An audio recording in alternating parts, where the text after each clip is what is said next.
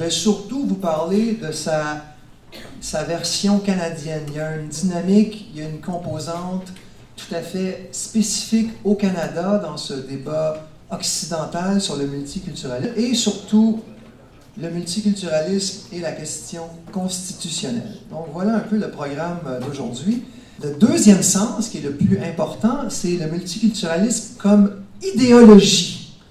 Et c'est là que ça devient problématique. L'idéologie multiculturaliste, on peut être contre l'idéologie multiculturaliste, ça ne veut pas dire pour autant qu'on nie le fait qu'il y a des Canadiens, des Québécois de différentes origines au pays. C'est deux choses différentes.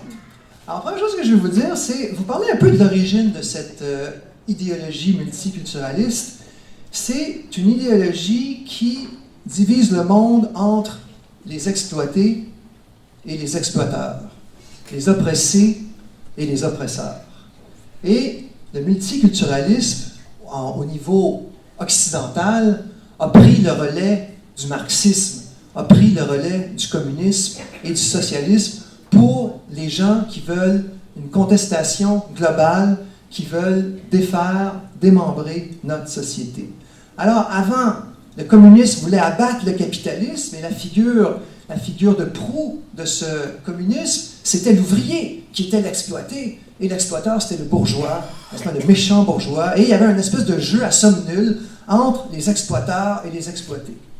Alors évidemment, avec les années 50, 60, 70, la prospérité, les révolutionnaires communistes, socialistes, l'extrême gauche ont réalisé que les ouvriers n'étaient pas du tout intéressés à faire la révolution. Ils voulaient évidemment avoir des meilleures conditions de vie, ils voulaient partager la prospérité, etc. Mais ils n'étaient pas du tout intéressés à mettre la société occidentale sans dessus-dessous et à se lancer dans un modèle comme il existait en URSS. Et évidemment, l'échec du communisme en URSS a fait en sorte que ce paradigme un peu anticapitaliste, etc., a été un peu, évidemment, est tombé un peu en désuétude. Et évidemment, avec la chute du mur de Berlin dans les années 80, tout ça a fait en sorte que ça s'est beaucoup essoufflé. Et donc, le multiculturalisme a pris le relais de cette contestation de notre société où ce n'est plus le capitalisme qu'il faut abattre, mais c'est la culture occidentale.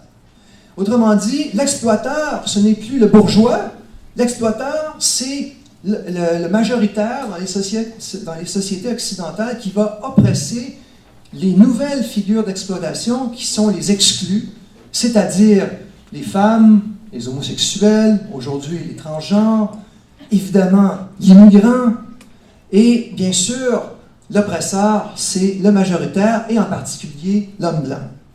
Donc, on est passé d'une dynamique d'un marxisme économique à un marxisme culturel. Je suis toujours dans cette phase, mais dans sa dimension occidentale. C'est les communistes nous promettaient une société sans classe où les prolétaires seraient heureux et voilà, ce serait le paradis. L'homme serait délivré de la condition humaine, l'homme serait fondamentalement bon, il n'y aurait plus aucune hostilité, l'homme serait réconcilié avec lui-même et les partisans du multiculturalisme veulent accoucher d'une société sans aucune tension, toujours plus tolérante, n'est-ce pas, où le préjugé n'existera plus, etc. Donc voilà un projet utopique et qui ne peut nous mener qu'à de très grandes dérives, comme c'est déjà commencé d'ailleurs. Donc c'est un peu ça l'idée de ce multiculturalisme, poussé au départ par l'extrême gauche et, ce que je dois ajouter, après la chute du mur de Berlin, qui a été aussi récupéré ou adopté par la droite libérale, la droite économique libérale qui n'est pas conservatrice, la droite centriste, donc qui a également embarqué dans le projet du multiculturalisme. Au Québec, par exemple, ce projet est porté par Québec solidaire et le Parti libéral du Québec. Donc ça, c'est le multiculturalisme dans sa phase, dans sa dimension, vraiment civilisationnelle, occidentale. Et maintenant, on va passer à sa dimension proprement canadienne. Parce que le Canada a été l'un des premiers pays, sinon le premier, à ma connaissance, à embarquer dans ce projet de multiculturalisme.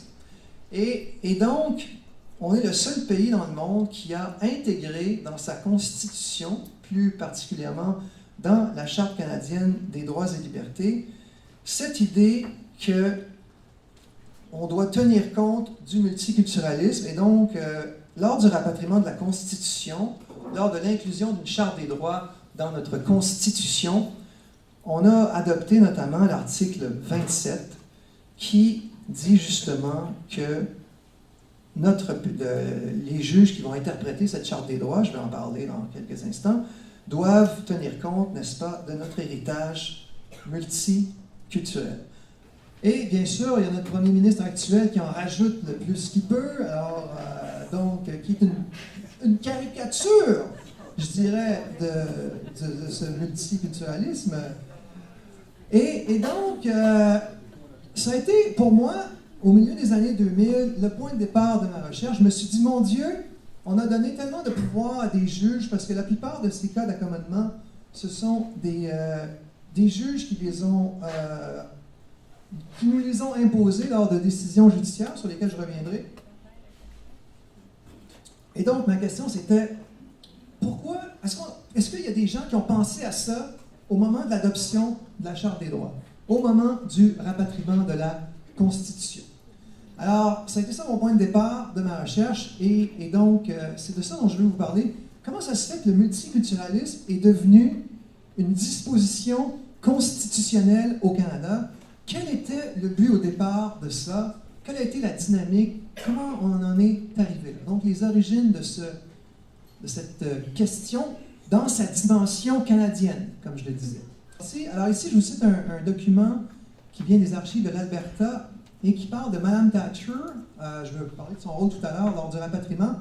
Et la Grande-Bretagne avait le pouvoir seul de modifier notre Constitution. Le rapatriement de la Constitution, ça veut dire de récupérer pour le Canada le pouvoir de modifier la Constitution qui, jusqu'à 1982, était un pouvoir détenu par le Parlement britannique. C'est ça que ça veut dire, rapatrier la Constitution. Et donc, les Britanniques étaient impliqués dans cette affaire. Ça a été beaucoup ça qui m'a intéressé dans mes recherches. Et ici, on a une citation où on peut lire que Mrs. Thatcher found Mr. Trudeau to be neurotic and paranoid regarding patriation. Donc, M. Trudeau était névrosé et paranoïaque, suivant Mme Thatcher, en ce qui concerne la Constitution. Au départ, évidemment, tout ça ne serait pas arrivé sans Pierre Trudeau, évidemment. Et donc, il faut comprendre son arrivée en politique, qu'est-ce qu'il voulait faire, quel était son projet. M. Trudeau est allé en politique pour combattre le nationalisme québécois. C'était ça vraiment son idée de départ. C'est comme ça qu'il s'est présenté, c'est comme ça qu'il était perçu, c'était la grande querelle dans sa vie politique, je ne vous apprends rien. Et une chose à laquelle il était complètement opposé, c'était l'idée d'un statut particulier pour le Québec. Alors, il y avait cette idée qui avait émergé au moment de la Révolution tranquille, portée par Jean Lesage, ensuite par Daniel Johnson, ensuite les libéraux de Robert Bourassa, l'idée que le Québec était le foyer national du Canada français, le Québec représentait un des deux peuples fondateurs du Canada, et par conséquent, le Québec devait avoir plus de pouvoir, quitte à avoir un statut particulier. Donc, pour M. Trudeau, tout ça, c'était une hérésie, parce que tout ça, ça allait renforcer le caractère, la conscience, disons, distincte des Canadiens français du Québec. Et par conséquent, ce n'était pas du tout le chemin vers lequel il fallait aller. M. Trudeau était convaincu de connaître la direction de l'histoire. Il savait dans quelle direction l'histoire allait évoluer, disait-il, ou évoluait. Il faut toujours se méfier de quelqu'un qui vous dit « Moi, je le sais, l'histoire va dans ce sens-là. » Ah ben c'est formidable, tu es un prophète, toi. Tu vas faire beaucoup d'argent. Alors, et M. Trudeau disait « L'histoire de la civilisation, ça va dans le sens des identités tribales qui abdiquent justement leur identité, qui vont se subordonner à des entités plus larges, n'est-ce pas, dans des ensembles plurinationaux. Et, disait-il, le fédéralisme canadien peut être un modèle pour le monde entier à cet égard. » Alors, il citait par exemple l'URSS, il dit « Regardez comment l'URSS a réussi l'intégration de ces peuples. » Alors, oui, c'est ce qu'il disait. Et puis, on pourrait dire plus récemment, regardez le Brexit, n'est-ce pas? On voit bien que l'histoire de la civilisation va dans un sens. Donc, non, évidemment, il n'y a pas de sens à l'histoire, mais M. Trudeau était convaincu de connaître ce sens. Et donc, il fallait s'opposer au statut distinct du Québec. Il fallait casser le nationalisme québécois. Il fallait casser l'appartenance des Canadiens français au territoire du Québec, au fait qu'ils se sentaient chez eux, d'abord et avant tout, et presque exclusivement chez eux, sur le territoire du Québec. Et il y avait deux choses qui allaient servir à casser ce sentiment d'appartenance qui était le résultat de siècles d'histoire. Ce n'était pas quelque chose de récent. Et pour casser ça, il fallait d'abord imposer le bilinguisme partout au Canada. Ça, c'était la première étape. On allait faire un pays bilingue partout. On allait rendre le Canada bilingue un peu de la même façon que M. Trudeau lui-même était bilingue. Moi, je suis sûr que ça participait à son utopie. Lui qui avait grandi avec une mère écossaise et un père canadien-français, et qui parlait déjà les deux langues à l'âge de 2 ans, s'imaginait qu'on allait, en quelque sorte, pouvoir reproduire ce modèle. M. Trudeau disait, le concept de deux peuples fondateurs, le concept de dualisme, ça divise, le concept de bilinguisme, ça unit, et le concept de multiculturalisme également. Donc, c'était l'idée de se servir du multiculturalisme pour dire, il n'y a pas deux peuples fondateurs au Canada. Hein, au Canada, on est une page blanche, n'est-ce pas? On amène tout ce qu'on veut. Et donc, il n'est pas question d'avoir une culture officielle, une culture de convergence, etc. Nous, on est multiculturels. Donc, à l'époque, la question du multiculturalisme était en deuxième rang. Ce n'était pas la plus importante, c'était vraiment la question de la langue qui était plus importante pour M. Trudeau. Mais il y avait également la question du multiculturalisme qui était déjà aussi à l'agenda. Aujourd'hui, c'est plutôt l'inverse, c'est vraiment plus le multiculturalisme qui soulève des passions. La question linguistique a un peu diminué, l'intensité du débat linguistique a un peu diminué. Bref, une des choses qui va beaucoup choquer M. Trudeau, c'est la loi 101. M. Trudeau voulait que les provinces anglophones offrent des services en français, surtout l'école en français pour les minorités francophones hors Québec. C'était un élément absolument essentiel de sa stratégie. Donc, M. Trudeau trouvait que c'était tout à fait inacceptable que le Québec aille vers une francisation, alors que lui-même voulait bilinguiser tout le Canada. Et son principal problème, c'était qu'il ne contrôlait pas l'éducation parce que c'était une compétence exclusive des provinces. Donc, depuis 1867, compétence exclusive des provinces, M. Trudeau ne pouvait pas empêcher le Québec d'adopter la loi 101 et M. Trudeau ne pouvait pas forcer les provinces anglophones à offrir des écoles françaises aux minorités francophones des dites provinces. Donc, c'est un peu embêtant pour lui. Donc, tout de suite après le référendum, M. Trudeau lance son projet de rapatrier la Constitution.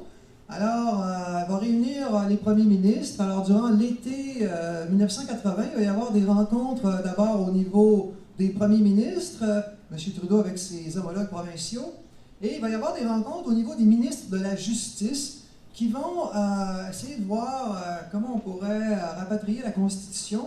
Et M. Trudeau avait divisé les enjeux en 2 blocs. Alors, un premier bloc prioritaire pour lui, on appelait ça en anglais the People's Package, en français une liste pour le peuple. Et donc M. Trudeau disait, voilà, il y a des enjeux très très importants pour le peuple. Nous, le gouvernement fédéral, on est au service du peuple. Sous-entendu, les provinces, non? Et c'était quoi les 2 enjeux prioritaires dans cette espèce de People's Package? C'était une charte des droits et la formule d'amendement, c'est-à-dire que si la Grande-Bretagne n'avait plus le pouvoir de modifier notre Constitution avec son Parlement, il fallait trouver une formule pour pouvoir la modifier nous-mêmes. Donc ça, c'était les 2 points dans le People's Package, une série pour le peuple. Et après ça, M. Trudeau a dit, ben là, après ça, s'il reste du temps, on pourra parler d'une 2e série d'enjeux, the Government's Package, une série pour les gouvernements, disait-il, où là, on va parler du partage des pouvoirs. Et là, M. Trudeau disait, bon, évidemment, les premiers ministres provinciaux, les politiciens veulent avoir plus de pouvoir, c'est normal, c'est la nature humaine, on veut être plus important, etc. Et ça, on discutera de ça en deuxième lieu s'il reste du temps. Autrement dit, les politiciens provinciaux, c'est un peu comme des seigneurs féodaux, n'est-ce pas, qui veulent avoir plus de pouvoir pour leur intérêt personnel, sans aucun lien avec l'intérêt des populations que ces gens-là servaient. Et le gouvernement fédéral, évidemment, lui, c'est pour le peuple, n'est-ce pas? Et dans cette liste, dans cette série pour le peuple, donc il y avait la charte, et là, M. Trudeau est arrivé avec des nouveaux droits, le droit humain fondamental à l'école anglaise au Québec et le droit humain fondamental à l'école française dans les autres provinces. Et donc, M. Trudeau a utilisé une tactique ou une stratégie, plutôt qu'on pourrait qualifier de la judiciarisation de la politique. Autrement dit, c'est quand on conçoit la politique à travers le prisme strict du juridique, du droit. Alors, d'abord, le droit à l'école, c'est pas un droit. Je m'excuse de le dire, je suis professeur, ma mère était professeur, mon père était professeur, mon frère est professeur. Et je tiens à le répéter, ce n'est pas un droit au sens classique du terme, comme par exemple la liberté d'expression, la liberté d'association, la présomption d'innocence, la liberté religieuse. Un droit, c'est quelque chose qui vous protège et qui ne requiert des autres aucune action autre que la passivité. L'école, ça requiert que des gens vont payer pour des professeurs, du matériel scolaire, des édifices, etc. Donc, il va y avoir des pourvoyeurs et il va y avoir des receveurs. Et donc, un droit, c'est aussi quelque chose d'universel. Tout le monde est égal en droit. Donc, l'école, c'est une question politique. Est-ce qu'on paye l'école? Est-ce qu'elle va être gratuite? Est-ce que ça va être gratuite jusqu'au doctorat, jusqu'au l'élémentaire? C'est une question politique. Ce n'est pas une question qui regarde les tribunaux, d'aucune façon. Donc, M. Trudeau a inventé de toutes pièces des nouveaux droits. Pourquoi est-ce qu'il a fait ça? Parce qu'il voulait envahir la compétence provinciale en éducation. La seule façon qu'il pouvait avoir quelque chose à dire en éducation, c'est en confiant aux juges fédéraux, tous les juges des tribunaux supérieurs au Canada, de la Cour suprême jusqu'à la Cour supérieure du Québec et de la Cour supérieure de toutes les provinces, sont tous des juges nommés par le fédéral. Les juges nommés par le Québec, c'est vraiment plus des tribunaux administratifs. Et M. Trudeau voulait donner le pouvoir aux juges fédéraux d'invalider la loi 101. Alors évidemment, il ne pouvait pas dire ça comme ça. Alors il s'est recouvert, il s'est drapé du vocable de droit. Parce que quand vous dites c'est un droit, alors évidemment, on n'est plus dans la discussion, parce qu'un droit, c'est immanent, c'est sacré. Et évidemment, ça donne des arguments à ceux qui défendent leurs objectifs politiques sous couvert de droit, ça leur donne d'excellents arguments. Alors par exemple, il y avait Jean Chrétien, donc je vous le disais tout à l'heure, qui était ministre de la Justice. Alors, il y avait beaucoup d'opposition au projet de Charte des droits de M. Trudeau, notamment pour les droits linguistiques. Ça, c'était surtout le Québec, un peu aussi les autres provinces, mais il y avait d'autres droits, je suis obligé de simplifier. Assez rapidement, il y a eu 8 provinces qu'on a vu précédemment, la bande des 8, qui se sont opposées à M. Trudeau, donc toutes les provinces, sauf l'Ontario et le Nouveau-Brunswick. Et là, M. Chrétien, durant les négociations, alors quand il voulait mettre les adversaires de M. Trudeau sur la défensive, il disait ceci. Écoutez, si vous attaquez aux droits là, des femmes et des orphelins, là, vous allez en manger une bête. Alors, c'était de l'intimidation intellectuelle. Tout simplement. Si vous êtes contre mon projet, vous êtes contre les droits. Vous n'êtes pas contre les droits des femmes puis de l'aveugle et de l'orphelin, vous, monsieur? Incroyable. Je suis scandalisé. Donc, c'est une arme politique extrêmement efficace. Et je vais vous parler tout à l'heure avec le projet de laïcité, à quel point cette question de ce chantage au droit est une arme vraiment dévastatrice devant laquelle très peu de gens osent se dresser. Malheureusement, très malheureusement. Donc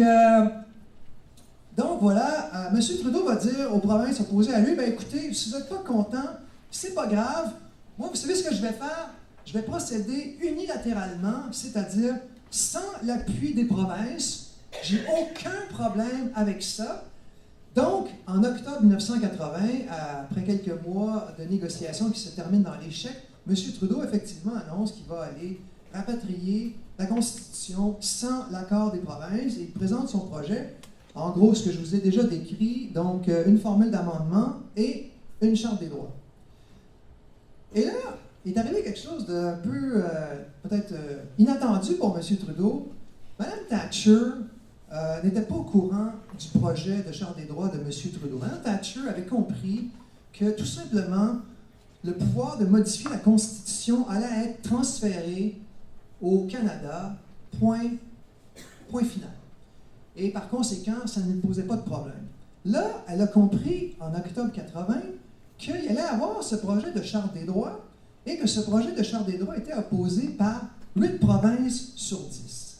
Et là, ça devenait une toute autre affaire pour Mme Thatcher, notamment, d'abord parce qu'il y avait ces 8 provinces, c'était un peu embêtant, et Mme Thatcher était tout à fait contre l'idée que des juges allaient recevoir des nouveaux pouvoirs en vertu d'une charte pour, soi-disant, défendre les droits et libertés. Alors, je vais m'expliquer juste un petit peu plus sur ce point.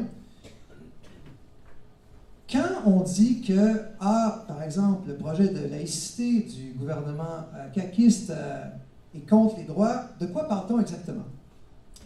Quand on parle de charte des droits, de quoi on parle? Mme Thatcher pensait que les parlementaires étaient les mieux placés pour défendre les droits et libertés. Elle était totalement opposée à l'idée de l'adoption pour la Grande-Bretagne, parce qu'il y avait à l'époque un débat précisément là-dessus, au même moment en Grande-Bretagne, un débat dans lequel Mme Thatcher disait « Il n'est pas question jamais de la vie que la Grande-Bretagne se dote d'une charte des droits et libertés. Pour nous, le Parlement est souverain, et c'est le Parlement qui défend les droits et libertés des citoyens. Ce ne sont pas des juges non élus. » Alors, la vraie question, c'est quelle est la limite raisonnable au droit? Quand on parle de droits et libertés, c'est la seule question. C'est quoi qui est raisonnable? Dans le Canada d'avant 1982, dans la Grande-Bretagne d'aujourd'hui, dans l'Australie d'aujourd'hui, dans la Nouvelle-Zélande d'aujourd'hui, ce ne sont pas des juges non élus qui décident de la limite au droit, ce sont les parlementaires élus. Mme Thatcher pensait que les parlementaires étaient les mieux placés pour décider de la limite au droit. Pourquoi? Parce que les juges viennent de milieux favorisés, ils ont travaillé dans des grands cabinets d'avocats, je n'ai rien contre les grands cabinets d'avocats, mais ce sont des gens qui viennent de milieux éduqués, qui représentent une toute petite partie de la population. Les parlementaires, comme Mme Posé ici, organisent des activités, les parlementaires représentent l'ensemble de la population. Les parlementaires sont en phase, beaucoup plus en phase, malgré évidemment parfois la politique, ça peut être un peu violent, toutes sortes d'accusations, la partisanerie, etc. Mais malgré ça, Mme Thatcher était convaincue que les parlementaires sont mieux capables de décider quelle est la limite au droit. Avant que je poursuive avec Mme Thatcher, je veux juste revenir sur la question du chantage au droit. Là, très prochainement, là, on va se faire accuser de tous les noms si le gouvernement caquiste va de l'avant avec son projet. On va dire, vous violez les droits. Ben non, on ne viole pas les droits. Il n'y a rien qui est écrit dans la Charte des droits qui dit qu'un policier a le droit de porter un turban en service. Il n'y a rien qui dit qu'un enseignant a le droit de porter la kippa juive, un signe religieux ostentatoire, alors qu'il enseigne. Vous allez trouver aucune trace de ça dans la Constitution. Ça, c'est l'interprétation des juges. C'est qu'est-ce que les juges pensent qui est la limite raisonnable. Et si M. Legault a le courage d'utiliser la clause dérogatoire, eh bien, il va tout simplement faire prévaloir la vision des parlementaires sur ce qui est raisonnable, qui va s'appliquer à l'encontre de celle que les juges auront éventuellement tracée. Donc, il n'y a aucun complexe à avoir en utilisant la clause dérogatoire, d'autant plus que la Charte des droits nous a été imposée contre notre volonté. Alors, en plus, on va se sentir coupable d'utiliser une des dispositions de cette même charte pour faire en sorte qu'elle ne s'applique pas à nous. Mais voyons donc, il faut être cohérent. Il faut être cohérent. Donc, je poursuis avec Mme Thatcher. Un autre problème que Mme Thatcher a eu assez rapidement, c'est le suivant, c'est que les provinces opposaient M. Trudeau, 3 d'entre elles, Terre-Neuve, le Manitoba et le Québec, évidemment, tout ça s'était préparé par les 8 provinces ensemble. Elles ont déterminé que 3 d'entre elles allaient aller devant les tribunaux et contester l'approche unilatérale de M. Trudeau. Et là, ça créait un problème pour Mme Thatcher parce qu'elle disait à M. Trudeau, ben écoutez, si jamais les tribunaux déclarent votre démarche invalide et que nous, dans l'intervalle, on a approuvé, on a voté le rapatriement à Westminster, ça va quand même être spécial. Donc, on va être un peu dans l'embarras. Donc, M. Trudeau voulait aller très vite parce qu'il avait le momentum. Et là, Mme Thatcher disait, pourquoi vous n'allez pas tout de suite à la Cour suprême demander si votre démarche est légale? Ça nous faciliterait les choses. Donc, Mme Thatcher était convaincue que M. Trudeau se servait d'elle parce qu'il aurait été incapable, lui-même, de faire adopter sa Charte des droits au Canada. Et par conséquent, ça faisait très bien son affaire. En fait, la seule façon par laquelle il pouvait aller de l'avant, c'était de passer par la Grande-Bretagne pour faire adopter une charte pour laquelle il n'avait pas d'appui suffisant au Canada. La Cour suprême allait être appelée à se prononcer sur la question plus tard, parce que, mais au départ, M. Trudeau ne voulait pas que les tribunaux se mêlent de cette affaire. Alors ici, on a un document qui nous raconte, un document écrit par le délégué général de Grande-Bretagne à Ottawa, ou si vous voulez, l'ambassadeur. Je vous passe les détails, c'est un peu technique, mais l'idée, c'est que un juge de la Cour suprême a dit au gouvernement canadien, grâce à un fonctionnaire au ministère de la Justice, que le projet de M. Trudeau était problématique à certains égards et il expliquait comment faire pour l'améliorer. Donc c'est formidable parce qu'un juge, en principe, c'est quelqu'un de neutre, hein, c'est comme l'arbitre. Et là, l'arbitre va dire à une des deux équipes, ben, ton plan de match, il n'est pas bon, moi je suis l'arbitre, alors tu devrais m'écouter, n'est-ce pas?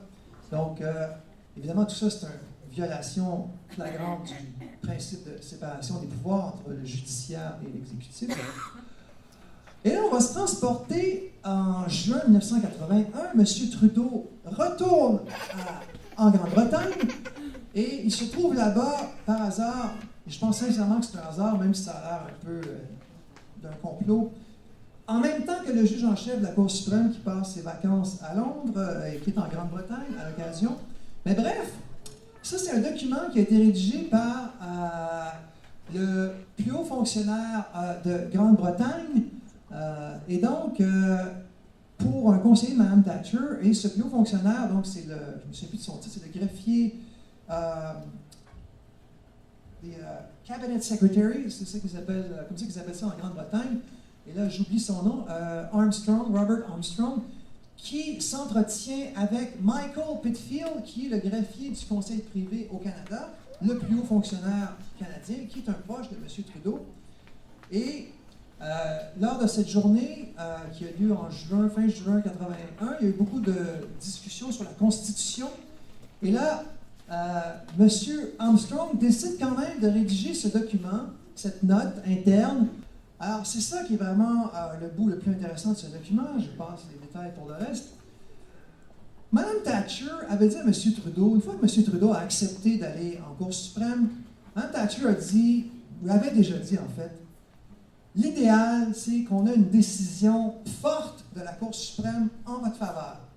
Si on a une décision favorable, mais si la Cour est divisée, 5 contre 4 par exemple, c'est sûr que ça va être mieux, mais ça ne va pas régler nos problèmes. Il y avait beaucoup de députés britanniques qui étaient opposés à voter une Charte des droits alors qu'il y avait 8 provinces qui s'opposaient à M. Trudeau.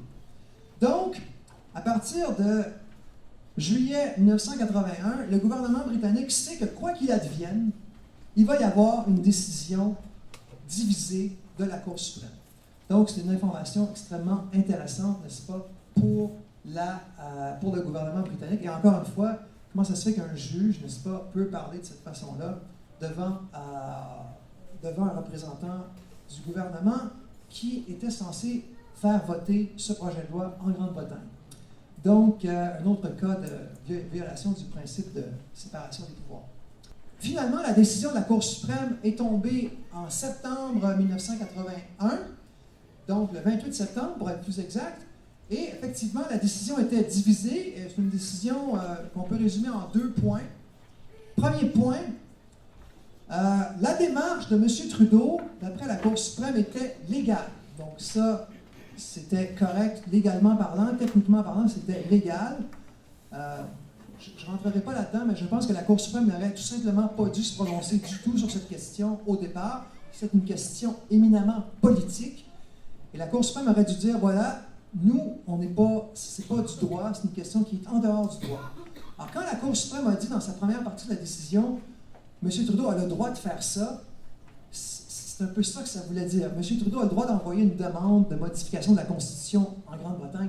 Il n'y a pas un tribunal au Canada qui peut l'empêcher de faire ça. Mais la Cour suprême a poursuivi dans un rôle, cette fois politique, parce qu'elle s'est mise, elle a ajouté un autre aspect à sa décision qui est le suivant. Elle a dit l'approche de M. Trudeau, toutefois, est contraire aux conventions constitutionnelles. Et donc, M. Trudeau, autrement dit, oui, légalement parlant, il a le droit, mais c'est sûr que c'est pas correct. Ça prendrait un appui large des provinces. Elle n'a pas dit, la Cour suprême n'a pas dit combien de provinces, mais elle a dit un appui large des provinces. Et là où ça devenait... Donc, M. Trudeau avait du bon et du moins bon dans ce jugement, même si légalement, il pouvait aller de l'avant, à partir du moment où il y a eu ce jugement-là, politiquement parlant, ça devenait impossible pour lui de poursuivre sa démarche avec seulement 2 provinces.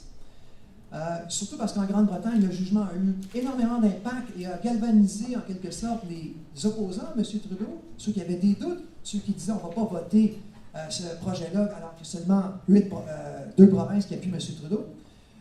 Donc, de ce côté-là, c'était une mauvaise nouvelle pour M. Trudeau. Par contre, d'un autre côté, M. Trudeau n'avait pas besoin de l'unanimité des provinces. Et ça, c'était une bonne nouvelle. Et ça voulait dire surtout que le Québec n'avait pas de droit de veto sur le rapatriement de la Constitution. Et donc, à partir de ce moment-là, la stratégie de M. Trudeau est devenue très clairement d'essayer d'isoler le Québec. Donc, dans ce qu'on a appelé, de façon exagérée, me semble-t-il, la nuit des longs couteaux. Mais bref, M. Trudeau a fait des concessions aux provinces anglophones, notamment sur sa Charte des droits, en acceptant une clause dérogatoire qui permet de déroger aux décisions des tribunaux en certaines circonstances. Donc c'est un peu, je vous passe les détails, mais parfois, quand la Cour suprême ou un autre tribunal invalide une loi au nom de la Charte des droits, la législature d'une province ou le Parlement fédéral peut dire, nonobstant la décision du tribunal, ma loi demeure valide. Ça a été utilisé une fois au Canada anglais par la Saskatchewan en 1986 et ça a été utilisé plusieurs fois dans le passé par le Québec. Donc ça, c'est la clause dérogatoire qui était un compromis que M. Trudeau a été obligé de faire pour faire accepter son projet. Donc ça a été ça un peu le résultat des courses, si vous me passez l'expression. Et là, je voudrais revenir, pas revenir, mais plutôt vous parler peut-être juste quelques minutes de ce qui s'est passé quand mon livre est sorti. Moi, j'étais convaincu que mon livre allait avoir beaucoup de succès, mais même dans mes amis, ceux qui souhaitaient ma femme, ceux qui souhaitaient mon succès, il y avait beaucoup de doutes sur est-ce que le livre va effectivement avoir le succès escompté et combien de fois j'ai entendu les Québécois ne sont pas là. Les Québécois ne sont plus là, pour être plus exact. La Constitution, c'est des vieilles querelles, ça n'intéresse pas les gens. Et malheureusement, ton livre ne va pas avoir un énorme succès. Donc, d'abord, il y a une enquête de la Cour suprême qui n'a rien trouvé pour corroborer ce que moi j'ai amené dans mon livre, mais ça a donné le bal quand mon livre a été publié, donc le 8 avril 2013. D'ailleurs, Mme Thatcher est décédée la journée de la publication de mon livre. Fait que je me souviens, j'étais en auto, je devais conduire mon fils à la garderie, mon plus jeune, et puis là, j'écoutais la radio, puis tout d'un coup, la radio américaine, puis là, j'entends un type qui parle « Oh, she was a great prime minister, first female prime minister of this country ». Là, j'ai dit « Comment ça se fait qu'il parle de Thatcher ?» Puis là, je réalise, après quelques secondes, qu'elle venait de décéder. Et là, j'ai failli griller un feu rouge, puis j'étais comme en état de choc. Puis, bref, là, j'ai reconduit mon fils, puis là, je me suis dit, je ne veux pas conduire mon auto de toute la journée. Après ça, la Cour suprême, donc, ça a fait les manchettes à travers tout le pays, a, geste sans précédent, ouvert une enquête interne sur ce qui s'était passé. Bon, après 2 semaines, ils ont dit qu'ils n'ont rien trouvé, malheureusement, mais bon, il ne fallait pas s'attendre à grand-chose. Vous savez, au Canada, je vais vous expliquer ça dans 2 secondes. Au Canada, il y a des vaches sacrées. Parmi les vaches sacrées, il y a la Cour suprême, il y a la Charte canadienne des droits et libertés, il y a la loi constitutionnelle de 1982. Ça, c'est un document fondateur dans le Canada anglais. C'est porté au nu. Un véritable culte. C'est une religion, je vous dirais, une religion politique. Alors, on a remplacé nos idoles d'ancien temps par de nouvelles idoles. On se croit très ouvert d'esprit, très ouvert à la discussion, etc. Mais quand vous vous attaquez au dogme, alors là, vous pouvez être certain que vous allez avoir une réaction absolument violente de la part de l'adversaire. Alors évidemment, quand mon livre est sorti, ça a eu un impact considérable, comme je le disais, et la réaction violente est venue de plusieurs personnes, notamment un professeur de sciences politiques à la retraite, mais qui est membre de l'Ordre du Canada, qui s'appelle Peter Russell, et il a lu mon livre, il a fait une recension, et il a dit, voilà, il y a des effluves d'antisémitisme dans le livre de M. Bastien. Pourquoi? Parce que Boaz Askin est juif. Alors, donc, le juge en chef est juif, moi je critique le juge en chef, et donc voilà, M. Bastien est antisémite. C'est formidable. Alors, si le juge en chef avait été une femme, il m'aurait accusé d'être misogyne, si ça avait été un noir, il m'aurait accusé d'être raciste, etc. Voilà. Quand vous vous attaquez au cœur, quand vous attaquez à la vache sacrée, quand vous attaquez au régime, à la pierre angulaire du régime canadien, c'est-à-dire la Charte des droits, la loi constitutionnelle de 1982, la Cour suprême, quand vous êtes là-dessus, vous pouvez être assuré que vous avez une réaction absolument formidable contre vous. Et il y a eu également le Parti québécois qui a réagi. Ah ben ça, c'est des documents censurés que j'ai reçus du fédéral. Je vous ai montré des documents britanniques. Donc, tout ce que j'ai appris de compromettant l'a été grâce à des documents britanniques. Pour beaucoup de documents canadiens, pas tous, je dois le dire, pas tous, mais particulièrement ceux qui venaient du conseil privé, j'ai eu des documents censurés. Alors, au moment où je préparais le livre, j'avais dit à un de mes amis, ça serait bien quand même que le Parti québécois, là, Mme Marois avait été élue à l'automne 2012, donc j'étais dans le dernier droit, on préparait le lancement, et je disais à mes amis, bon, moi à cette époque-là, je ne militais pas beaucoup au PQ, j'étais plutôt dans la recherche, j'avais pris un peu mes distances, puis je me disais, bon, je ne peux pas être un militant, puis en même temps faire ce travail d'historien, on va me reprocher ça, donc je n'étais vraiment pas dans le militantisme à l'époque. J'y suis revenu depuis quelques temps, mais bref. Donc, j'avais dit à mon ami, ça serait bien que le PQ, pour que cette affaire-là ne reste pas sans suite, on pourrait faire une bataille pour obtenir les archives. Ça pourrait être une façon, n'est-ce pas, de poursuivre ce combat. Le gouvernement du Québec pourrait présenter une motion, l'Assemblée nationale pourrait adopter une motion et obtenir toutes les archives du rapatriement. On pourrait faire une demande modeste sur la question constitutionnelle qui serait donc de demander les documents, tout simplement. Hein, ça ne demande pas beaucoup d'efforts.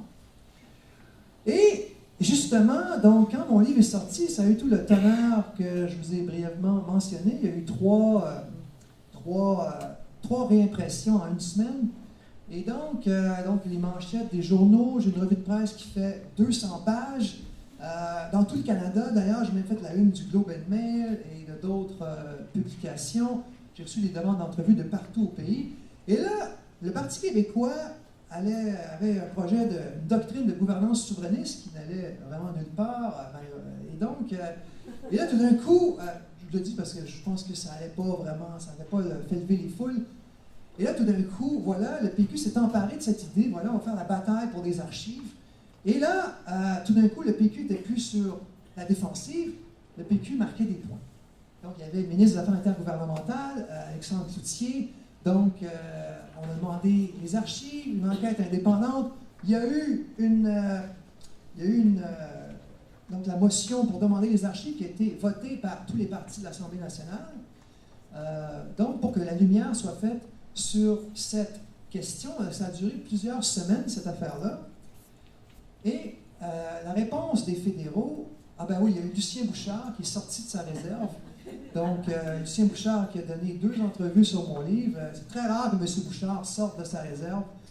Et ici, un commentaire, malheureusement, je vais vous dire ce que... Un commentaire d'un chroniqueur du Globe and Mail, mais qui est rendu au Devoir maintenant, Conrad Jakubowski. Et le titre de son article était « A divided Quebec unites for a constitutional fight ». Donc, un Québec divisé s'unit pour une bataille constitutionnelle. Et donc, en gros, voilà, il disait, voilà, depuis plusieurs années maintenant, il y a non plus de bipartisme, mais il y a plusieurs partis politiques, et il y a une espèce de cul-de-sac politique, et tout d'un coup, tout le Québec s'est mobilisé pour cette question de la Constitution. Alors, mais évidemment, malgré cette mobilisation, la réponse des fédéraux est venue. Alors, à l'époque, M. Trudeau n'était pas le premier ministre, il était chef du Parti libéral, mais le Parti conservateur et le Parti libéral ont fait cause commune pour dire aux Québécois, ben, il n'y en est pas question, n'est-ce pas, d'ouvrir les archives. Les Canadiens ne vont pas avoir accès à leurs documents, il n'y a absolument pas question. On ne veut pas que les gens savent ce qui s'est passé. Ça ne les intéresse pas en plus. Ben oui, c'est pour ça que d'ailleurs, mon livre a été un best-seller. C'est pour ça que pendant des semaines, on en a parlé dans les journaux. Il me reste 5 minutes. Oui, là, ça va vite. Et donc voilà. Donc, refus, fin de non-recevoir de la part des fédéraux, avec les deux principaux partis politiques qui font cause commune pour empêcher qu'on ait les archives. C'est en parlant du régime, en parlant de la Constitution, que les souverainistes, pendant quelques semaines, ont retrouvé un niveau de pertinence. Et évidemment, je vous dis ça parce qu'évidemment, on est au lendemain d'une défaite historique pour le Parti québécois. Je sais qu'il y a beaucoup de militants du Parti québécois ici dans la salle. Et là, on se demande, voilà, à quelle direction prendre, c'est quoi la voie de l'avenir pour la suite, n'est-ce pas? Je trouve ça formidable. Il y en a déjà qui disent, ah voilà, l'alliance avec Québec solidaire. Alliance ou pas, l'alliance, c'est une fin. Pardon, c'est un moyen pour une fin. C'est pas un but en soi, l'alliance.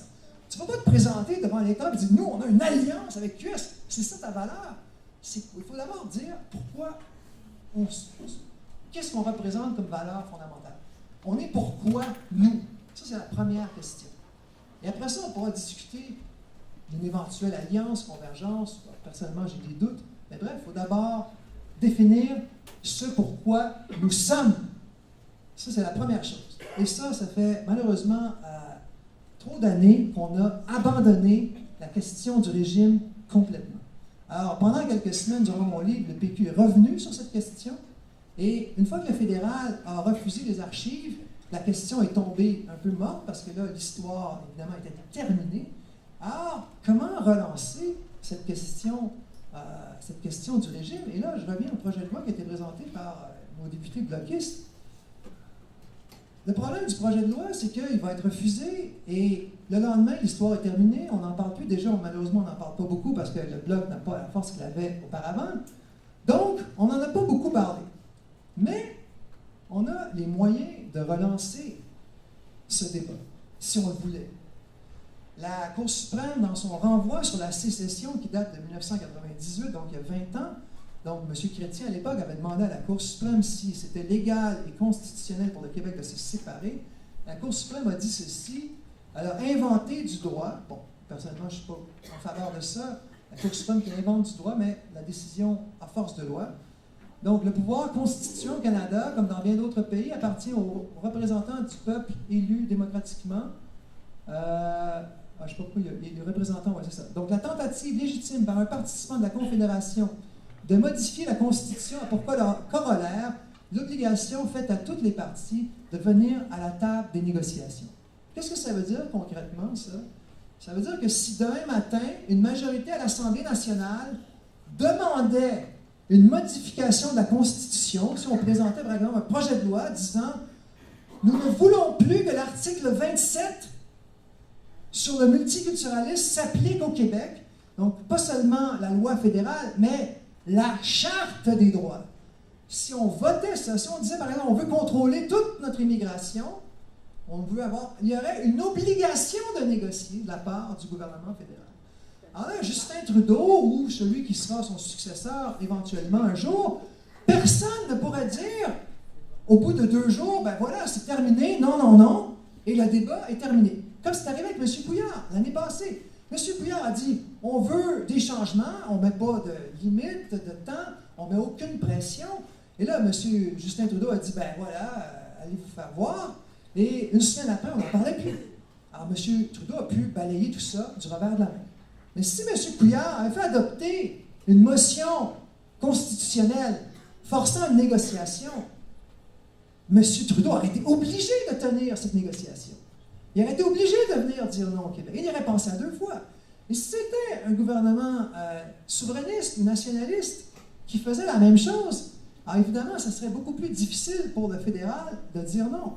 Donc, moi, je pense que, pour les nationalistes, il n'y a pas d'autre choix, me semble-t-il, pour recréer une coalition nationaliste, de faire ça. Alors, je vois que le temps file, 2 minutes, parce que malheureusement, je réalisais ce que Lucien Bouchard disait. Moi, je pense que le PQ a trop dérivé vers une coalition entre progressistes, alors que la force du PQ, c'était d'être une coalition nationaliste qui faisait en sorte que des gens ici dans Repentigny, des gens ici dans le plateau, des gens dans le plateau Mont-Royal, puis des gens à Québec votaient tous pour le Parti québécois. Mes parents étaient des militants du PQ. Mon père était beaucoup plus à gauche que ma mère.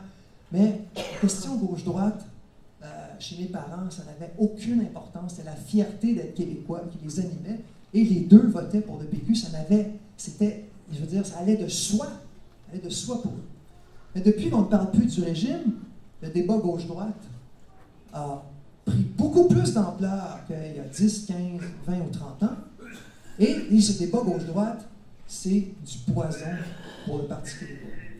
On perd des votes à gauche vers Québec solidaire, on perd des votes à droite vers la CAQ. Tant qu'on va être dans cette dynamique-là, n'est-ce pas, ça va être la même chose.